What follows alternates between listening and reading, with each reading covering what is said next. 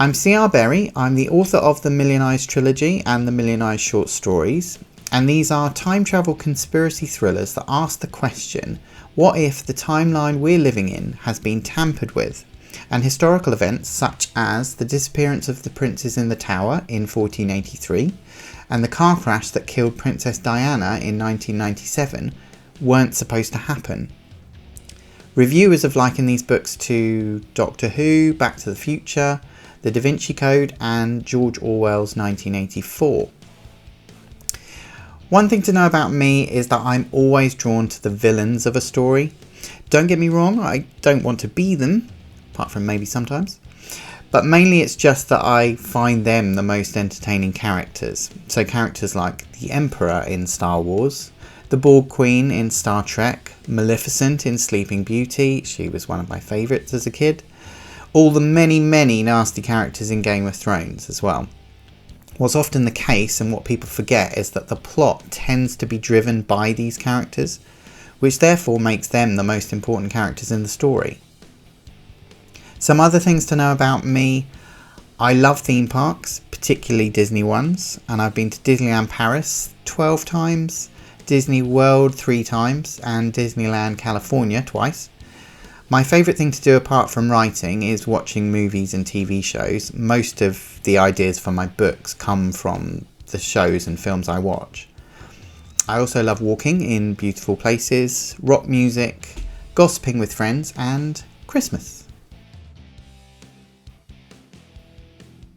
My latest book is the third book in the Million Eyes trilogy, Million Eyes 3 Ouroboros. That's this one. This concludes the story that began with Million Eyes, which is this one, and continued with Million Eyes 2, The Unraveller, which is this one.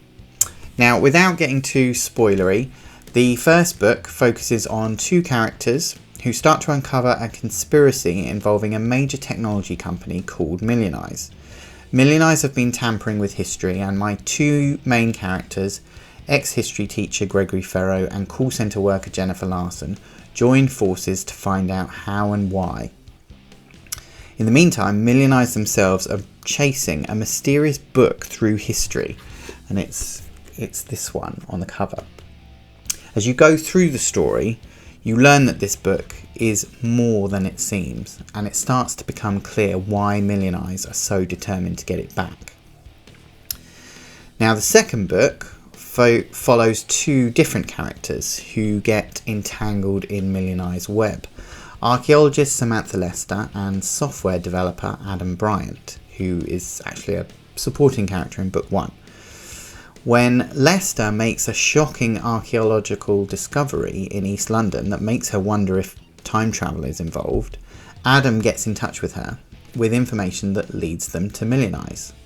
Meanwhile, there's a mysterious character called the Unraveller, who is time travelling to various major events in our history and trying to alter them, starting with an assassination attempt on Jesus. In this book, we learn that Million Eyes were involved in even more events in our history, including the extinction of the dinosaurs, the ministry of Jesus, the gunpowder plot, and the disappearance of Flight 19 in the Bermuda Triangle.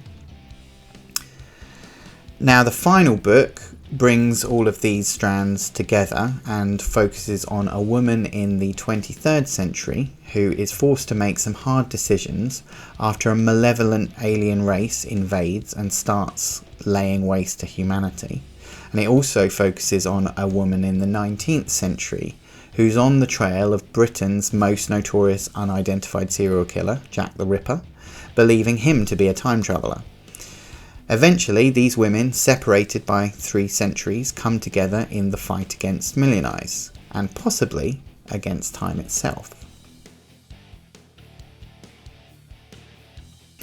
Many things. I'd say first and foremost it's my love of villains. That's what led me to want to write a conspiracy thriller, because in a conspiracy thriller there's loads of villains and they're everywhere, and I like the mystery of discovering who they are and what they're up to and not knowing who you can trust.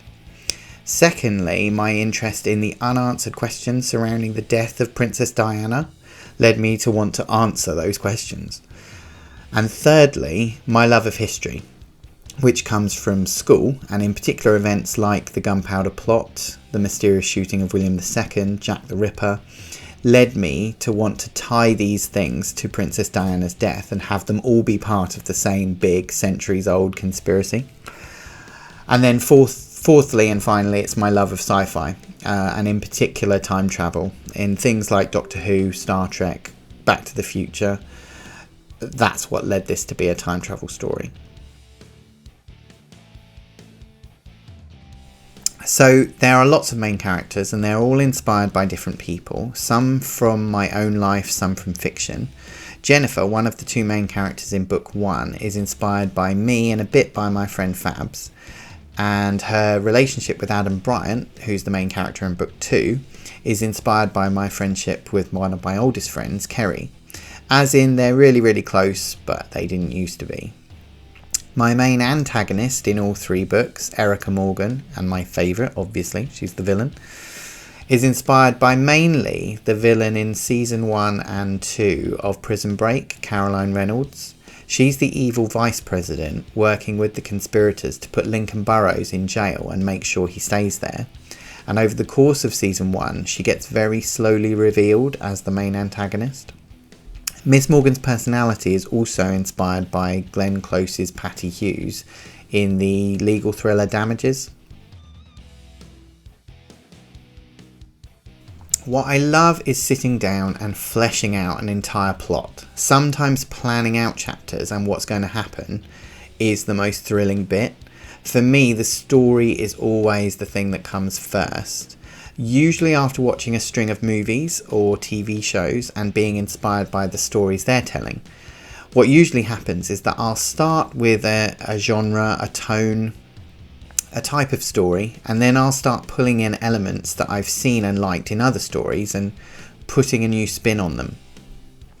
Some people say there's no original stories out there anymore, but for me, I think I pull in so many elements from so many different things across so many different genres that the combination ends up being something fresh. And that was certainly my approach with Million Eyes. And another thing I love is dialogue. So I absolutely adore writing a dialogue scene, particularly if it's a confrontation or the characters are discovering something.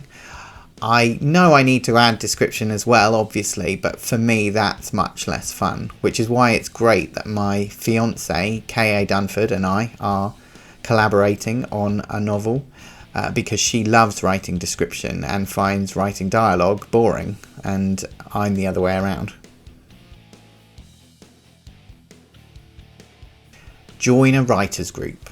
I can't tell you how invaluable this was to me when I was writing Million Eyes. I think the most important thing with writing, if you want to get published, is not to be too egotistical about it. Don't assume your work is the best thing since sliced bread. If you're a novice writer, there's a lot to learn to make your work publishable. And the best way, I think, is to get feedback from a cross-section of writers in a writers group.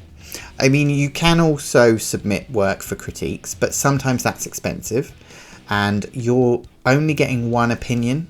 And of course, the way someone responds to a piece of writing is entirely and always subjective.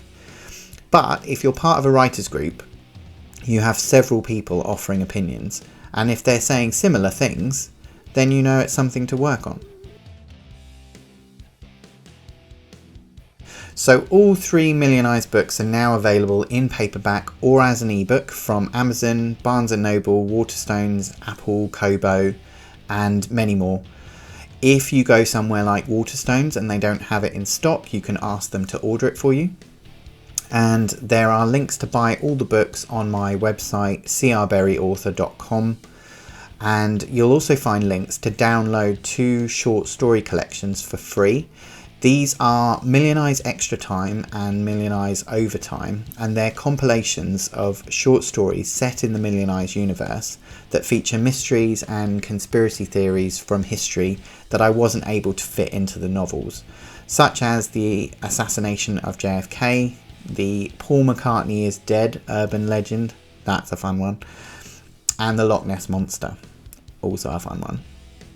So I hope you enjoy your journey through Million Eyes, and thank you for watching.